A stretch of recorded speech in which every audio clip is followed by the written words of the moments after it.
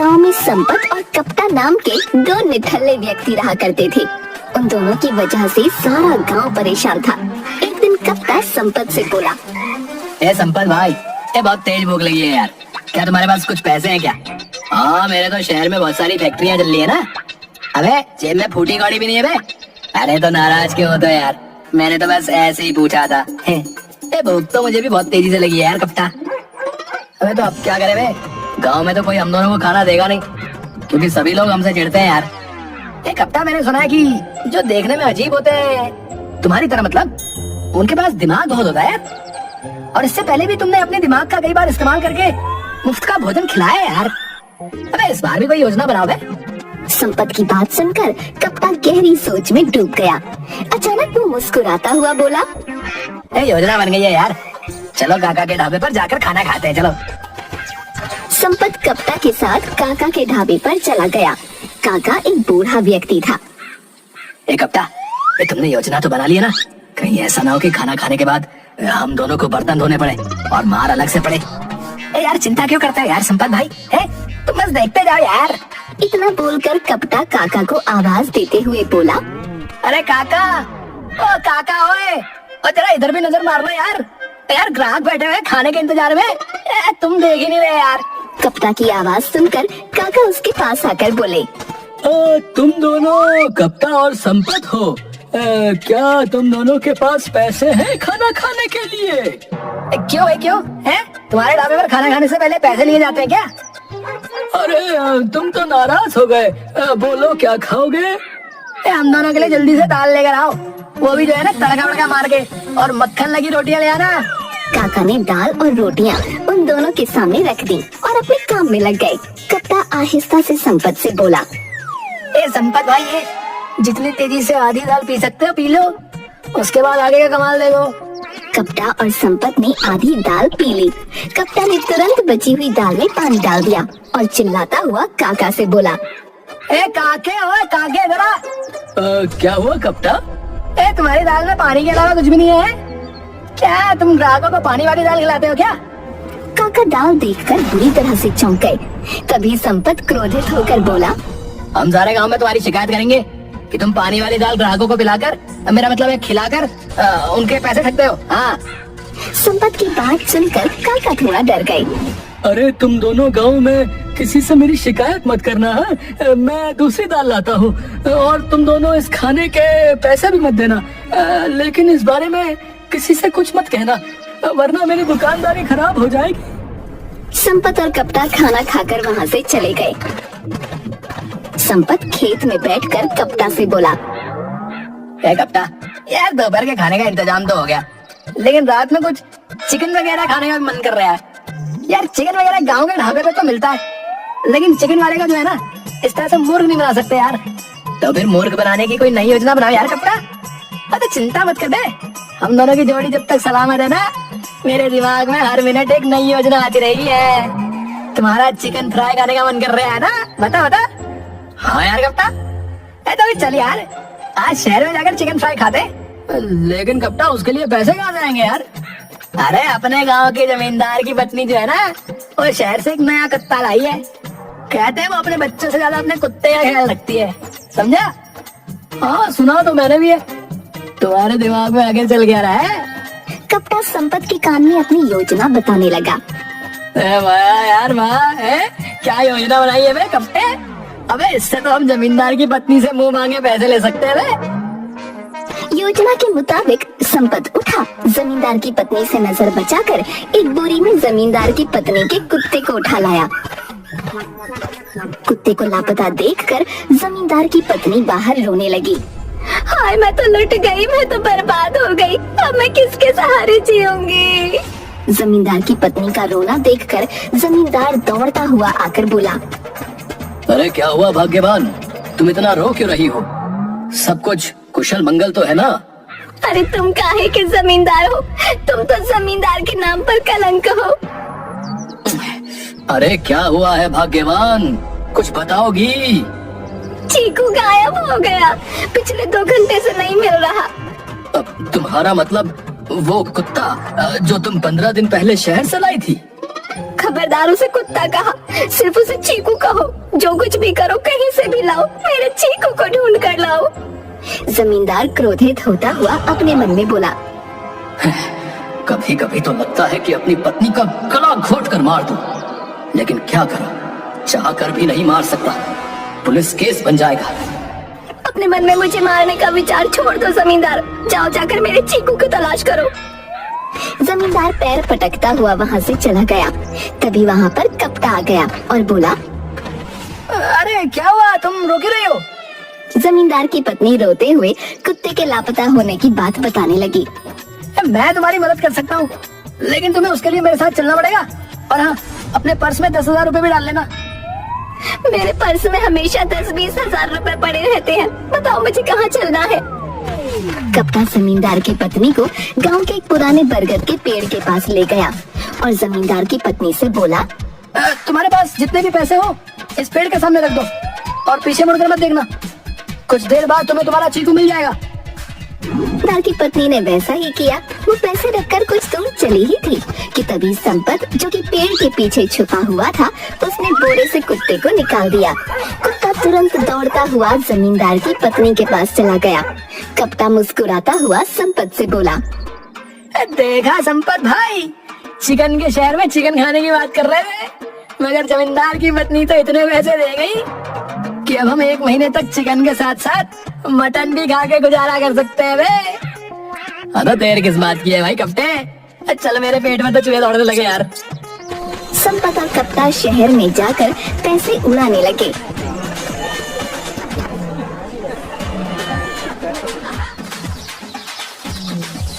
रात को वो अपने घर वापस आए ही थे कि तभी अपने घर में मुखिया को देखकर वो दोनों बुरी तरह चौंक पड़े। ये क्या हरकत है मुखिया जी? और जो तुम गांव में हरकतें करते फिर रहे हो उसके बारे में क्या कहोगे बे? हमने क्या किया है? अबे ये कहो कि तुमने क्या नहीं किया है बे? काका के ढाबे पर तुम दोनों दाल पी गए और उसमें पानी डाल दिया और काका को धमकी दी कि उन्हें बदनाम कर दोगे हैं? आपसे ऐसा किसने कहा? हमने तो ऐसा नहीं किया। अबे तुम्हारे जाने के बाद एक व्यक्ति ने काका को स्वयं ये बात बताई है, और तो और उसी व्यक्ति ने संपत को जमींदार की पत्नी का कुत्ता भी चोरी करते हुए देखा। और तुमने किस चालाकी से जमींदार की पत्नी से पैसे ऐंठ लिए कप्ता? तुम्हें शर्म आनी चाहिए था। अरे जिसने की शर्म उसके पीछे उसके फूटे गरम। ये हमारे पैसे कमाने की नई तरकीब है। आपका कलेजा क्यों छिले जा रहा है? अब यहाँ से जल्दी से निकल लो, बता रहे हम दोनों को ना बहुत जोर से नींद आ रही है। हाँ, सही बात है। हराम की कमाई शहर में उड़ा कर आए हो तो नींद तो आएगी ही। ओ मुखिया जी हो, हम आपका सम्मान करते हैं, लेकिन हमें अपमान करते हुए देरी लगी, बता रहे हैं। संपत की बात सुनकर मुखिया पैर पटकता हुआ घर से बाहर चला गया।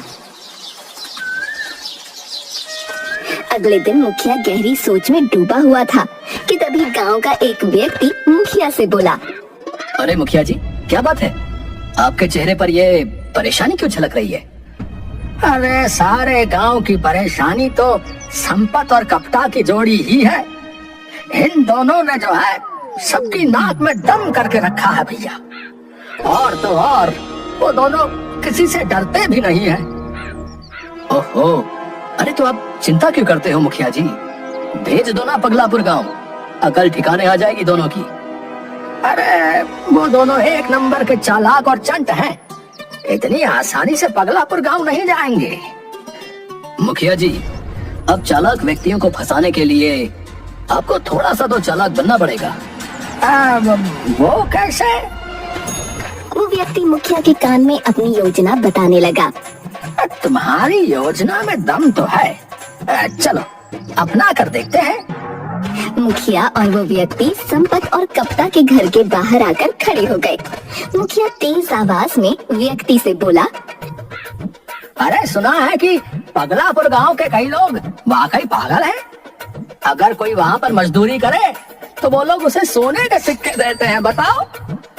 सुना तो मैंने भी है मुखिया जी कि गांव में उन सबको गड़ा हुआ कोई धन मिला है, लेकिन आप इस बात का जिक्र किसी से मत करना, और संपत और कपटा से तो बिल्कुल भी मत करना, नहीं तो वो दोनों पूरे गांव को लूट कर ले आएंगे। इतना बोलकर उस व्यक्ति ने मुखिया को आंख मार दी। मुखिया और वो व्यक्ति वहाँ से चले गए। कपटा संपत से बोला, सुना तुमने संपत भाई है? हाँ भाई मैंने सुना। अब तुम बताओ कपटा, क्या इरादा है? अरे इरादा क्या है यार, चलो पगलापुर गांव चलते हैं और क्या, और वहाँ का सारा धन लेकर रफू चक्कर हो जाते हैं। अगर वहाँ हमें सोना मिल गया तो हमें तो जीवन भर किसी का काम करने की जरूरत ही नहीं पड़ेगी। वे अरे काम तो हमने कभी जीवन में किया ही नहीं है यार संपत भाई। अरे ऐसा कहो कि हमें किसी को मूर्ख बनाने की जरूरत ही नहीं पड़ेगी। कपटा और संपत उसी दिन पगलापुर गांव की ओर चल दिए। पगलापुर गांव में कब क्या हो जाता था किसी को कुछ नहीं पता था।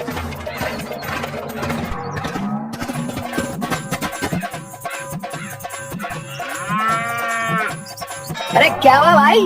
अरे तुम दोनों हमको ऐसे क्यों कर रहे हो भाई? हम दोनों कोई चोर नहीं है, बल्कि यहाँ पर मजदूरी करने के लिए आए, मजदूरी समझे? कपटा की बात सुनकर वो स्त्री मुस्कुराते हुए बोली, अरे नहीं, हम पगलापुर वाले दूसरे के गांव के लोगों का सम्मान करते हैं। लेकिन तुम्हारे हाथ में हार फूल माला वगैरह तो दिखाई नहीं दे रही। संपत ने इतना कहा ही था कि तभी उस स्त्री ने एक एक चांटा संपत और कपटा को जड़ दिया। ये क्या बदतमीजी है? तुम्हारी हिम्मत कैसे हुई चांटा मारने की? ये हमारे गांव के सम्मान करने का तरीका है। सम्मान करने का ये तरीका? लेकिन अब तक तो हमने लोगों को हार फूल माला पहना कर ही सम्मान करते देखा। वो मूर्ख करते हैं, अक्लमंद लोग नहीं। आइए, पगलापुर गांव में आपका स्वागत है। संपत और कपटा क्रोधित होकर गांव के अंदर चले गए। कपटा आहिस्ता से संपत से बोला, चिंता मत करो यार संपत भाई, आज ही की बात तो है यार। वैसे भी कल हम दोनों को सोना लेकर यहाँ से फरार हो जाना है। मुखिया जी, ये दोनों अपने गांव में मजदूरी करने आए हैं। वैसे भी हमें मजदूरों की बहुत ज्यादा आवश्यकता है। कोयले की खदान में मजदूरों की कमी पड़ रही है। मुखिया की बात सुनकर संपत और कपटा बुरी तरह से चौंक गए। लेकिन यहाँ तो हमें आसपास कहीं कोयला नजर नहीं आ रहा है। तुम दोनों कान खोल कर साफ साफ सुन लो, हम एक दिन की मजदूरी के सिर्फ एक बोरी ही सोने के सिक्के दे पाएंगे, बता रहे। मुखिया की बात सुनकर कपटा और संपत को चक्कर आते हुए महसूस हुए। कपटा आहिस्ता से संपत से बोला, संपत भाई, एक बोरी सोने की कीमत समझ रहे हो तुम? सही कह रहे हो कपटा, अपने गांव के लोग तो मूर्ख है, मूर्ख भाई। यहाँ पर तो 2-4 दिन आराम से मजदूरी ही करेंगे और 4-5 सोने की बोरी लेकर कल्टी। हाँ, और इसके लिए हमें बेचारे इन मासूम भोले भाले गांव वालों को मूर्ख बनाने की कोई आवश्यकता भी नहीं भैया। तुम दोनों एक दूसरे से क्या बातें कर रहे हो भाई? कुछ नहीं मुखिया जी। हम जल्द से जल्द कोयले की खदान में जो है काम करना चाहते हैं मुखिया जी। तो फिर आओ। मुखिया संपत और कपटा को एक बहुत पुराने घर के अंदर ले गया। उस घर के अंदर एक बहुत पुराना कमरा था जहाँ पर मकड़ी के जाले लटक रहे थे। मुखिया उन दोनों की ओर देखकर बोला, यही है कोयले की खदान। सारे मजदूर काम कर रहे हैं, तुम भी यहाँ पर काम करो, समझे? लेकिन यहाँ तो हमें कोई नजर नहीं आ रहा है मुखिया जी। तभी मुखिया ने एक जोरदार चांटा कपटा के गाल पर जड़ दिया और बोला, अरे इतने लोग खड़े हैं, तुझे कोई नजर नहीं आ रहा है? इतना बोलकर मुखिया मकड़ी के जालों की ओर देखकर बोला, ये रही कोयले की खान, इन सबको इकट्ठा करो। इतना कहकर मुखिया बड़ी तेजी से बाहर चला गया और उन दोनों को बंद कर दिया। अपने आप को अंधेरे कमरे में बंद पाकर वो दोनों डर गए। अरे संपत भाई, ये सब क्या हो रहा है यार? मुझे ऐसा लग रहा है कि जैसे कि हमसे बदला लेने के लिए हमारे गांव के मुखिया ने हमें मूर्ख बना दिया है। ये साले तो जन्मजात पागल है यार। लेकिन पगलापुर गांव का मुखिया तो बोल रहा है कि वो हमें एक दिन की मजदूरी के एक बोरी सोने के सिक्के देगा। अबे वो बोल तो रहा था कि हमें कोयले की खदान में काम करना है। अबे क्या तुम्हें यहाँ पर कोई खदान नजर आ रही है? यार तुम सही कह रहे हो यार संपत भाई। अब मुझे यकीन हो गया है कि मुखिया ने कल रात की बात का बदला लेने के लिए हम दोनों को मूर्ख बना दिया यार। पता नहीं हम दोनों को कब तक इस कमरे में बंद रहना पड़े यार।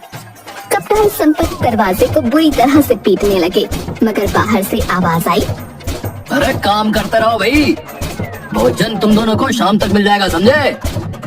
कप्ता और संपत दरवाजा पीट पीट कर थक गए। 3 दिन बाद पगलापुर गांव के मुखिया ने दरवाजा खोला। कप्ता और संपत बेहोशी से अचानक उठ गए। अरे तुम दोनों यहाँ पर काम करने के लिए आए हो या आराम करने के लिए? है भाई, अभी 2 घंटे ही तो हुए और शाम होने में अभी कुछ घंटे और बाकी हैं। कप्ता संपत की ओर देखकर बोला, संपत भाई, जितनी ताकत से यहाँ से भागना है भाग लो।